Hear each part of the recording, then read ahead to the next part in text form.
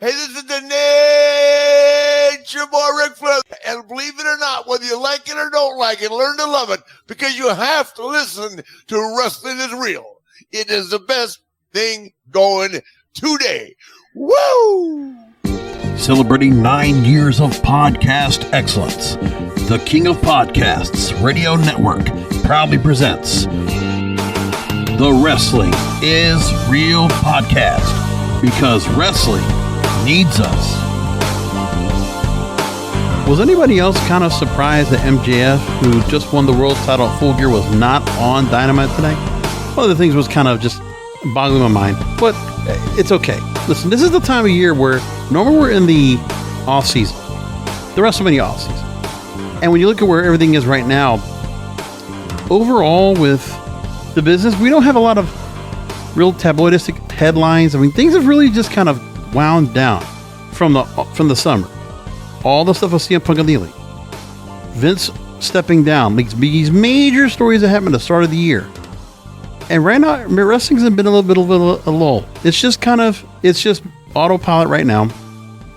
There's some good things going on, don't get me wrong, but you know, there's just been some things that when I think about what I've been doing, some half-hour shows on the regular edition of the show, and I haven't been doing long episodes, right? One of the things I think about is the fact that I was really ramping up with that main event picture for WWE ever since SummerSlam. And when I saw what was being done with Austin Theory, no matter how they did properly explain logically why he went after Seth Rollins and the U.S. title, and now we're going to have something like that continue to go forward. My thing is, the Money in the Bank briefcase is watered down. I don't know if that was the purpose or what they're going to do with it next time around, but it's just too many times the Money in the Bank briefcase doesn't mean anything. It just becomes like just a spot for somebody to kind of use a presence, and they might not get to use it at all. It might not be anything for them. One of the things I point out.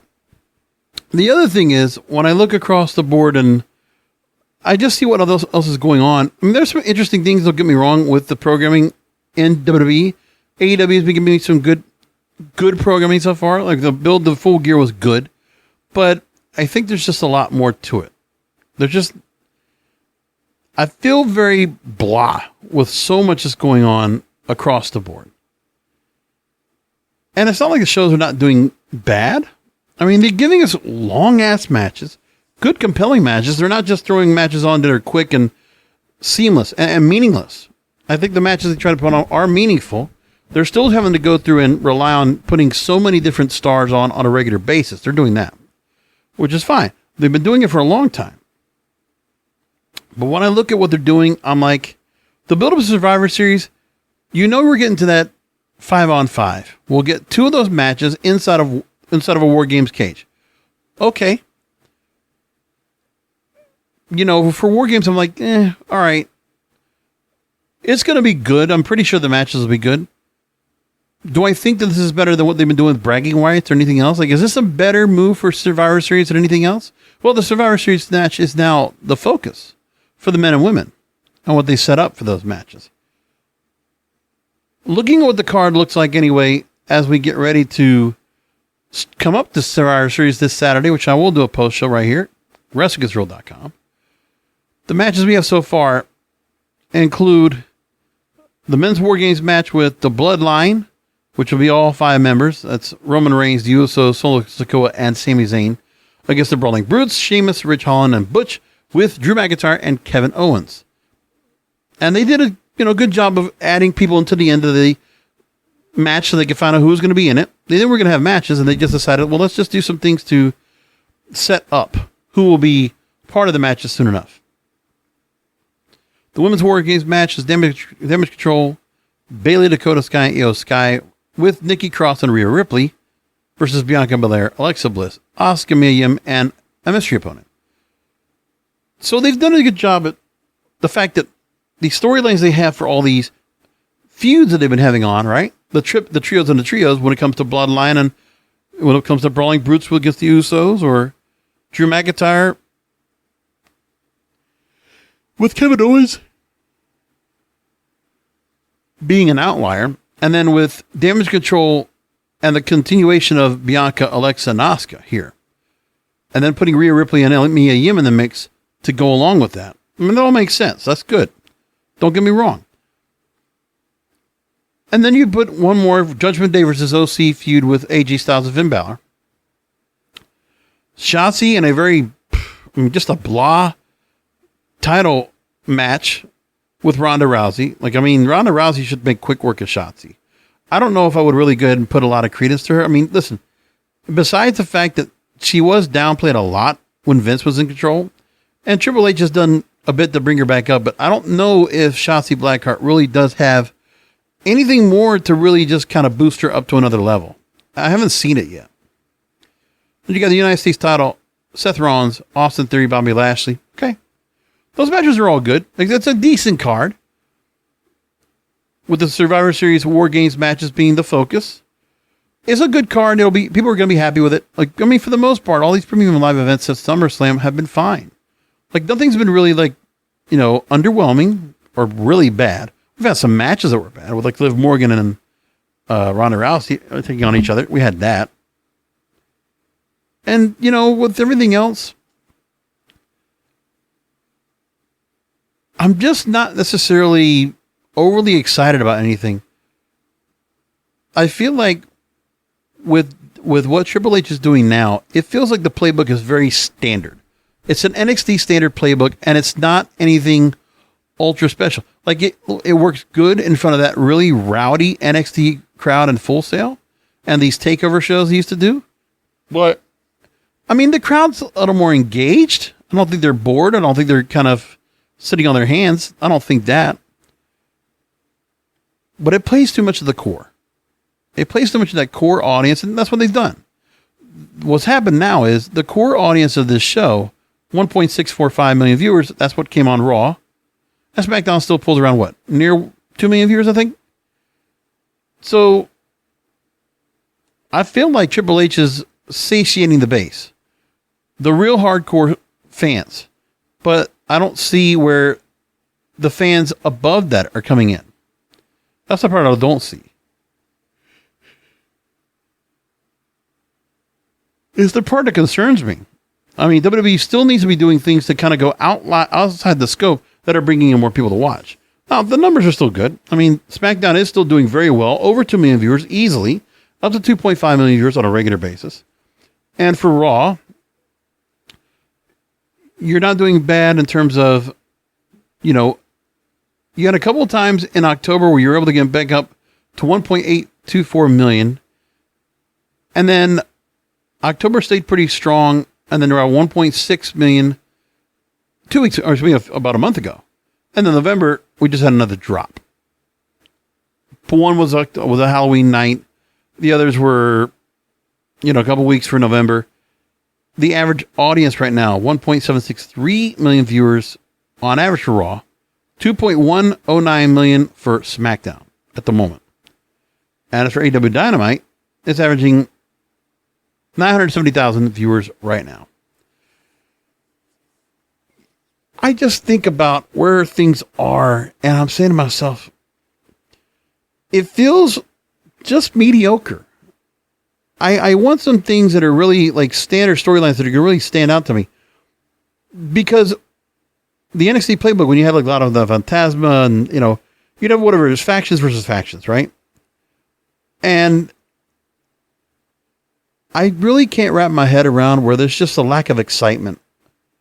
Like of real excitement.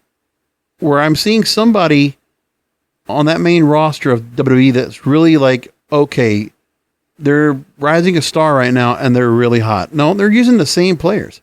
It's as if Triple H, there's not anybody else out there. He's brought a lot of people back. Have they really made much of a difference? Karrion Kross, Johnny Gargano, Candice LeRae, bringing back Emma. He's brought a lot of people back. I just feel like he's a player's coach. Because he is. Player's coach is like the friendly coach. He has a good locker room. People play well. But they're not flashy. And with Vince, there would be flashes of brilliance, I think. Sometimes there were just the things that would just kind of just stand out. And at the moment,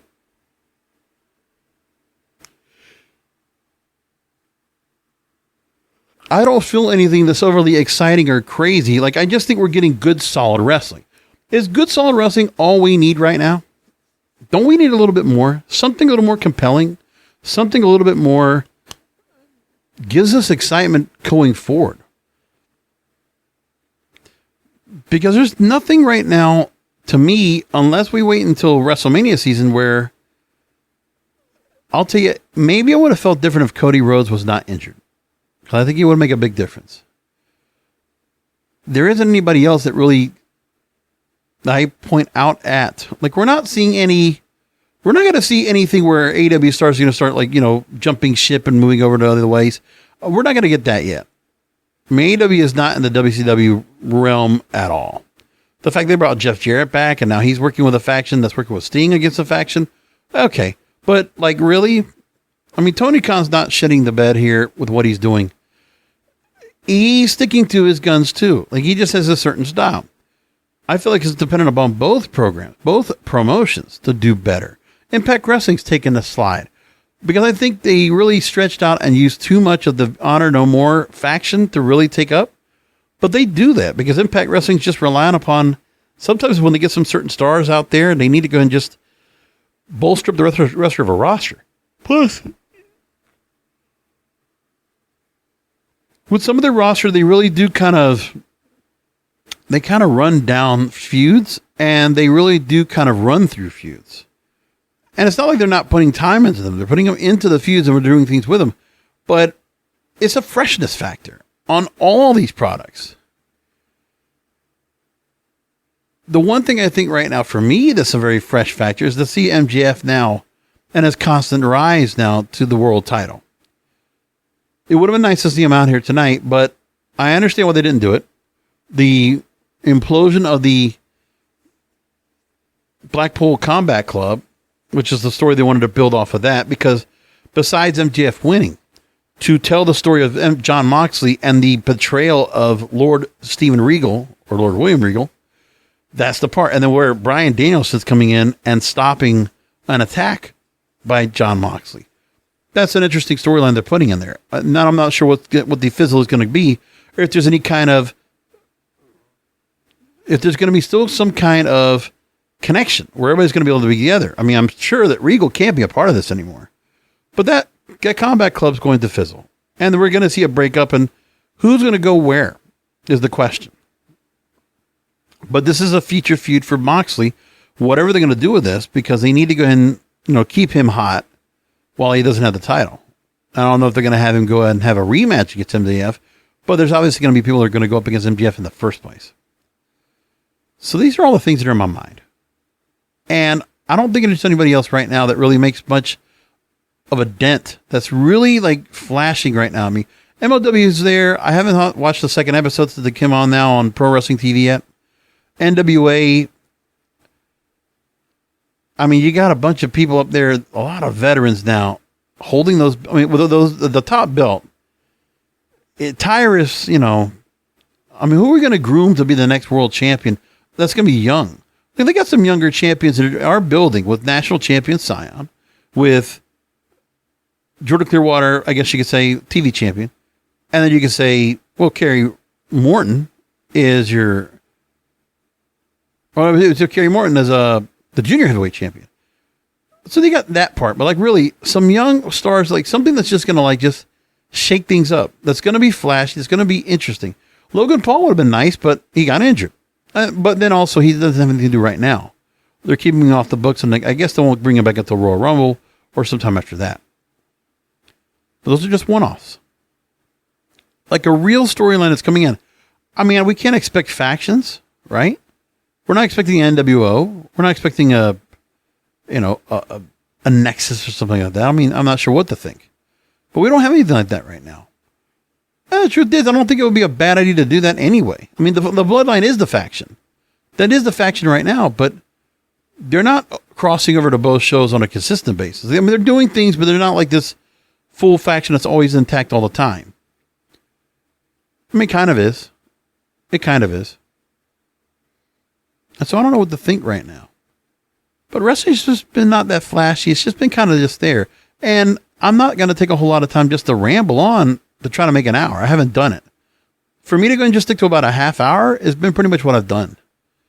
And I look for stories to talk about. There's things to kind of bring up, and there's just not been much.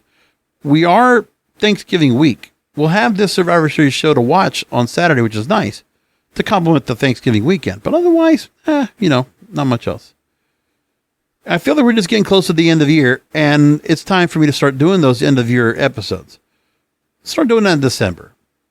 And embedded in that, I have to start talking about, like next week I might start doing the end of year episodes. We might just start doing it early because there's a whole lot to cover. Oh my God. The year of, oh my goodness. Year of Wrestling 2022 is ridiculous. There's so much to cover. We'll go through it.